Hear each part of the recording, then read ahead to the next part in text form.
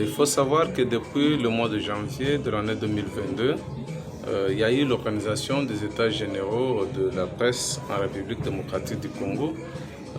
Au cours de ces États généraux, la République démocratique du Congo s'est engagée sur la voie de la réforme du secteur de la presse avec à sa tête le ministre Mouyaya Katemoué.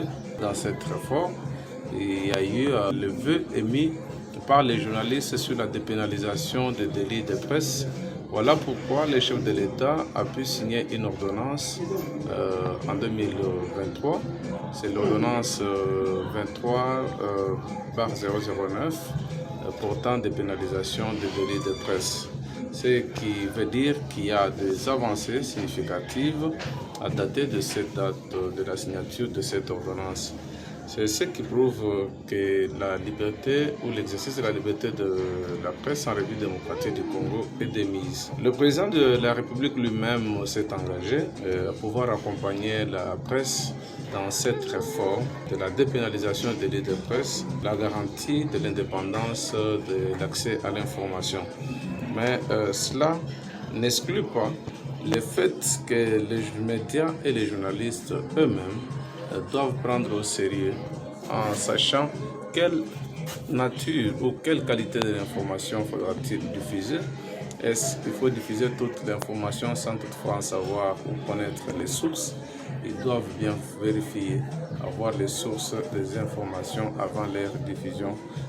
Parce que quand on parle de la liberté de la presse, cela ne leur donne pas le pouvoir de faire ce qui n'est pas en accord avec la Constitution. La liberté n'est pas un libertinage. À la deuxième question sur les actions du ministre Mouyaya, là, il faut savoir qu'il y a la loi que je venais d'évoquer sur la dépénalisation des délits de presse.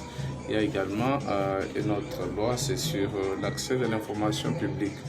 Le ministre s'est beaucoup engagé dans la lutte ou dans les démarches afin de pouvoir libérer les journalistes qui sont de temps en temps interpellés par la justice. Mais cela, bien qu'ayant d'autres charges, il s'est donné ce travail pour pouvoir le faire. Je prends le cas de Stani Boujakira. Il faut voir comment le ministre, avec d'autres structures, organisations de journalistes, s'est engagé pour pouvoir obtenir sa liberté. Et 6 mois après, Stani Boujakira a été libéré. La liberté de couvrir les événements, il faut savoir quel est le nombre aujourd'hui des journalistes. Ils sont suffisamment nombreux. Mais même les faux journalistes que nous appelons les moutons noirs, ils sont dans la collecte de ces informations, ils en fassent régulièrement. Mais ce qu'il faut savoir à ce niveau, c'est que les journalistes eux-mêmes doivent être à même de pouvoir se présenter auprès des sources d'information pour passer l'information qui est tout à fait vraie et qui a une source. Ce qui veut dire que les journalistes n'ont jamais eu de problème d'accès à des sources d'information.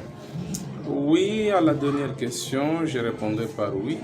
Le chef de l'État a promis d'accompagner, et il accompagne effectivement, la dépénalisation de presse. Faudra-t-il faire le plaidoyer? Oui.